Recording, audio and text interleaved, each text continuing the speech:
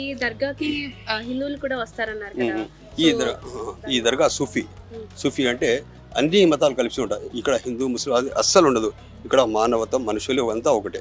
ఇక్కడ అది ఈ విధంగా ఉంటుంది. ఈ దర్గా ఇక్కడ కొలిచినాక చాలా మంది హిందువులే ముస్లింగా ఉంటారు. ఇక్కడ అంతా పనులు చేస్తుంటారు, సేవా కార్యక్రమం చేస్తారు. ఇక్కడ దర్గాలో సేవ చేసే వాళ్ళు డబ్బులు లేదండి. ఇక్కడ సేవ వాళ్ళ ఆశీర్వాదం పొందాలని 3 నెలలు 2 నెలలు ఈ విధంగా చేస్తూ వస్తుంటారు.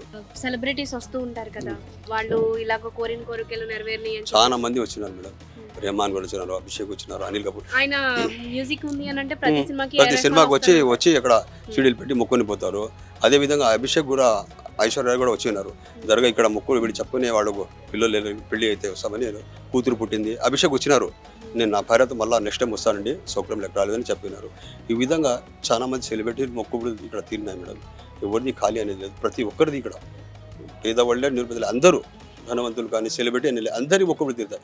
ఇక్కడ నమ్మకంగా ఒక్కరు మొక్కుంటే స్వామివారు కూడా ఖాళీ లేదు. అదేవిధంగా ఇప్పుడు ప్రస్తుత పీఠాధిపతి ఆయనతో కలిసి మాట్లాడే పరిస్థితి చెప్పుకుంటే కూడా వాళ్ళ ఆశీర్వాదం చాలా మంది పనులు అయిపోయినాయి. ఆ విధంగా ఉంటుంది మేడం.